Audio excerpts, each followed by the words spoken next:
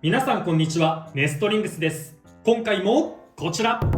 新しく発売されたゴーレムロックのパーツを使って 3on3 デッキを組んできましたのでバトルしていきたいと思います。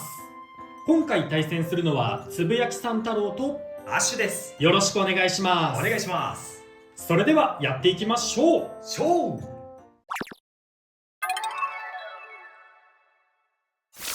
最初にシュートポジションを決めるじゃんけんをしていきます。最初はグー、じゃんけんぽい。レフトサイドで OK。 お互いのファーストベイ、せーの、じゃん。シルバーウルフ 080FB。 ゴーレムロック 760L。 ファーストバトル、レディーセット、3、2、1、ゴーシュー。どうだどうだ。さあいけ、おー、いいの入ったが出しきれない。危ない危ない。もう一丁。おー、危な、こっちが出そうになったな今。結構厳しいんじゃないか。さすがウルフだ。クイーンフィニッシュ、シルバーウルフに1ポイント。よしよし。いや結構飛ばしはしたんだけどね、出しきれなかったか。やっぱウルフは受け性能高いからそこが出たかもしれないな。いやーでも受け性能の高いシルバーウルフをあれだけ飛ばせるってのも逆に考えるとすごいなと思っちゃうけどね。うん、可能性感じるよね。お互いのセカンドベイ、せーの、じゃん。ドランバスター 160UN。 ヘルズサイズ 360UN。 セカンドバトル、レディーセット、3、2、1、ゴーシュー。いけドランバスター。うわ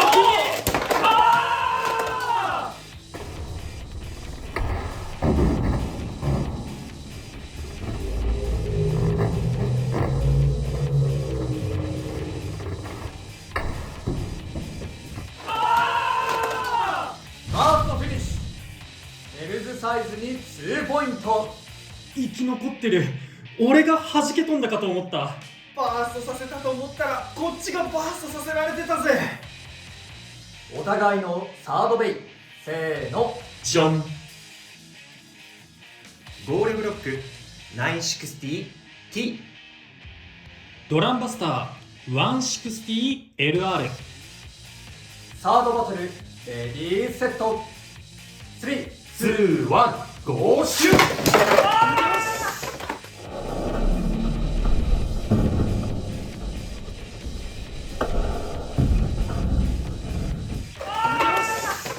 エクストリームフィニッシュ、ドランバスターに3ポイント。ということでこの 3on3 バトルの勝者はつぶやきさん太郎。やったぜゴラッソー。というわけで 3on3 バトルが終わりましたがいかがだったでしょうか。いやーゴーレムロック初めて使ってみたんですけど、やっぱり弾く性能があるベイだな、ブレードだなって思いました。だよね。なのでまあ最初のね野水航とつぶやきさん太郎のやつを見てて、やはりアタックを生かした方がいいかなって思ったので今回自分はテーパーを履かせてバトルしてみたんですけど、やっぱり相手のベイにぶつけようっていう意識がちょっと勝りすぎてしまってちょっと空振ってしまったなっていう印象です。俺は今回ゴーレムロックにはレベルビットを使って他の人も言ってるようにちょっと今回さっきのヘキサよりかはアタック面にさらに寄せたようなカスタマイズで使ってみました。ただね、相手がシルバーウルフだったっていうこともあってね、ちょっと受け切られてしまいましたね。ただ悪くないカスタマイズかなとは思います。だね、まあ対戦してみてこっちもやはり危ない場面が何度かあったので、やっぱりちゃんとディフェンスもあるんだけど相手を引っ掛けて飛ばす能力もしっかりあるなっていう印象でした。そして画面中央にあります赤いドランバスター、出た。ついに届いたので今日初めて使ってみたんだけど、新パーツであるUN を履かせることによってやはり姿勢が低くなって、かつ他の方も喋ってましたけれども斜めになっても姿勢保持をしやすいなっていう印象も自分は受けたのでドランバスターのこの切っ先をうまく相手のラチェットに引っ掛けてバーストしてくれるんじゃないかなっていうカスタマイズにしてみたんですけど、勝負の結果はね、まさかこっちがバーストさせられてしまったっていうね、こちらもちょっと空振ってしまったんですけど、でも相手をちゃんと吹っ飛ばしてこっちもバーストしてしまったのかなっていう感じだったので、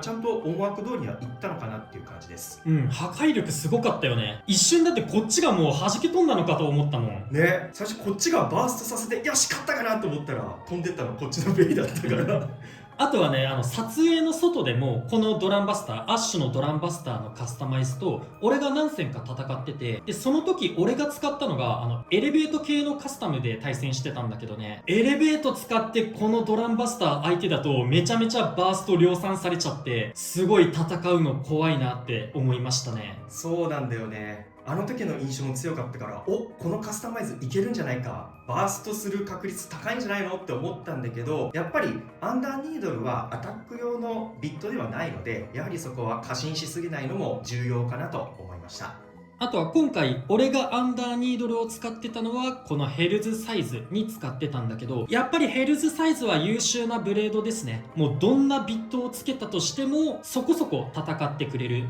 めちゃめちゃ器用なブレードになっております。で、ただね、今日ね、俺このカスタマイズ、マンモスタスクを持ってこようかなって思ってたのよ。っていうのが、ベイブレードパークにちょうど行けるような日程があったから、チケット取ってそこで買って、この1月の撮影に持ってきて使っちゃおっかなって思ってたんですけどね。いやー、実際行ってみたらもう、物販もぬけの殻で何にも売ってなくって、ちょっとね、マンモスタスク今回持ってくることができなかったのは悲しかったですね。ただ通販で買える用のチラシとかもらってね、それで注文はできたので、旬は過ぎてしまうかもしれませんが、後々マンモスタスクもこの撮影にまた持ってこれる日が来るかなとは思います。あとはこちらも新商品ではありますね。ドランバスターメタルコートブルーの FC バルセロナバージョン。いや、カラーリングこれめちゃめちゃかっこよくてすごい気に入ってます。ラチェットの方もね、中央がメタリックブルーみたいな感じで、外周が深い赤、ワインレッドみたいな感じで、色味すごくかっこいいかなと思います。俺もこのカラーすごい好きで、俺ちょっと最近青足っていうサッカー漫画をちょうど読み始めたところで、そこでね、バルセロナが出てくんのよ。だからちょうど今回このバルセロナコラボのベイ出てきたのめちゃ激アツでしたね。だから俺はすごいこのまんまのステッカーでも嬉しいんですけど、あんまりサッカー知らないけどこのカラーのバスターが使いたいなっていう人にとってはね、ドランバスターの春用のステッカーとかもついてたらもっと良かったのかなとは感じましたね。ドランバスターのステッカーとかもね、俺はブレーダーズサンクスデーのイベントとかにも行ってるから持ってるんだけど、もうちょっとドランバスターのステッカーの配布頻度とかも高めになってもいいのかなとは思いました。ステッカー系ね、結構手に入ると嬉しいので、僕もたくさんステッカー出してほしいなと思ってます。あとはね、ドランバスターのカラーリング2種類ここに出てるんですけど、他にもね、ベイブレードパークね、行ったんですけど、カラーチョイスブースターも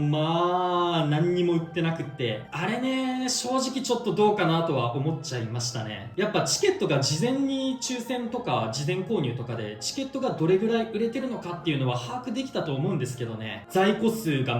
全く追いついてなくて、もう最初の3日ぐらいかなで、もう全部のカラーが売り切れちゃっててね。で、変えた人はいいのかって言われたらそういうわけでもなさそうで、最後の方に行った人は変えはしたものの欲しいカラーだけがないっていう状態で、カラーを好きなカラー選べない状況の中からもう無理やりカラー選んで買ったっていう方たちもいたと思うんでね、ちょっとそこだけなんとかしてくれたらもっと良かったなと思いますね。というわけで新パーツのゴーレムロック、ブレードもすごく面白くて、ビットのアンダーニードルも使いやすく、なおかつラチェットも160でね、すごい優秀なラチェットがついてますので、皆さんもゴーレムロックを買って遊んでみてください。この動画が良かったらグッドボタンとチャンネル登録をよろしくお願いいたします。それでは次の動画でまた会いましょう。バイバーイ。バイバーイ。